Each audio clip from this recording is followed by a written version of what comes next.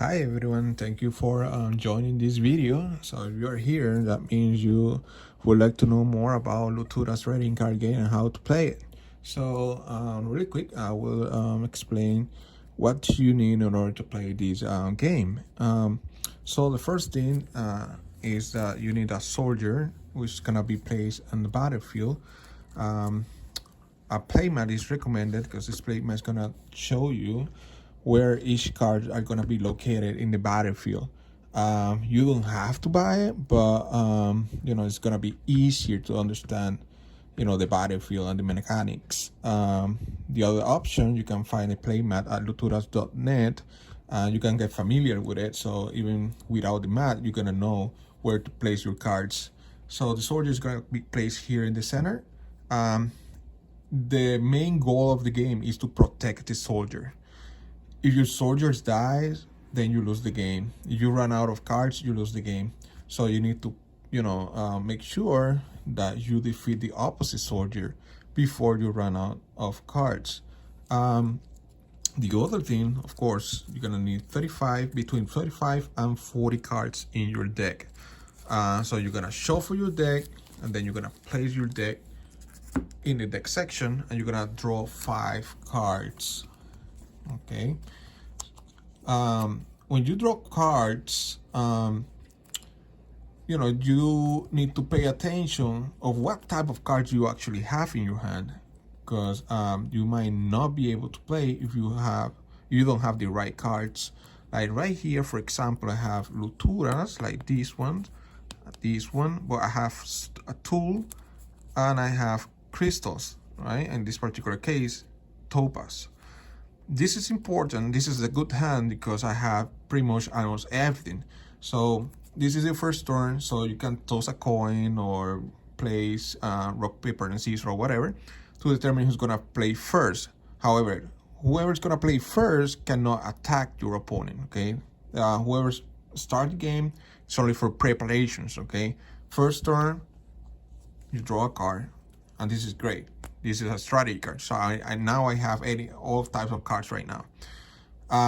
So I will show you. The first thing that you need to do is to place crystals, okay? So I have this crystal, goes to the crystal section, which is next to the soldier. You have 2 here and 2 sections at the left and 2 sections on the right for crystals. So I would like to place both. You don't have to place both. You can place only one, but based on my hand, it's convenient for me to have those 2. So every turn you can place as much as crystal as possible. Okay, you have up to 4 crystals, so you can place them all. If you have them all, you can place one. You can skip that process. It's up to you. It's part of the strategy to decide what to do or what not to do. So right now I would like to defend my soldier, so I will place this one. Why? Because this is a gear 1 and only requires me of 1 topaz. So I have all the requirements, so I can put it right away on the battlefield. Now I have this one, which has the same name, Oriented, but this one is a gear 2. That means I cannot place this Lutura straight to the battlefield. I need to have an Oriented gear 1 on the battlefield first. Then on top of it, I can place a gear 2 Oriented. Same situation with all kind of Luturas, okay? So gears 2 Lutura can be placed when there's already a gear 1 Lutura with the same name on the battlefield. And then if I have a gear 3, same principle, okay? So I need to have a gear 1 and gear 2 on the battlefield already. Now, tool cards, you can place only 1 tool card per at the same time, because there's only 1 space for tools. You can assign the tool to any Luturas on the battlefield, and you can switch between Luturas as well, but at least 1 per turn, okay? If I'm equipping this tool to these particular Luturas, then it gotta remain that way until it's my next turn. Let's see, for example, if next turn I get another Lutura and I put it here, next turn I can switch the tool to this particular one. So you can play with it.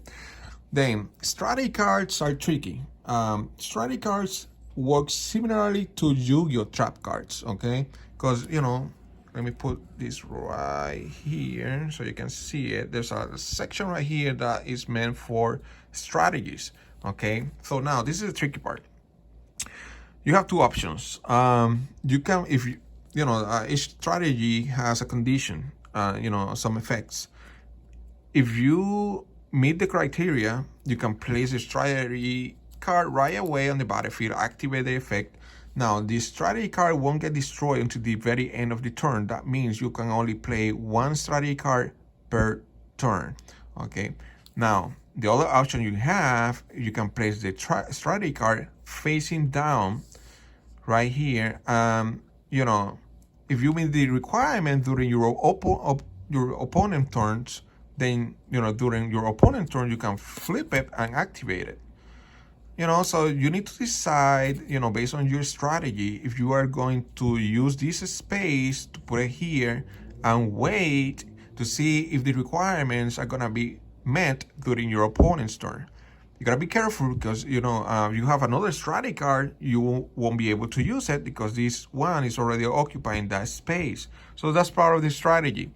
Now, the other thing that you need to pay attention is that if I have this one equipped to this one and this one gets destroyed, this two gets destroyed as well. Now, before I finish this video, I just wanted to remind you that, you know, besides having the same name and having a gear 1 already on the battlefield, before placing your gear 2, you need to make sure the crystal requirements are met.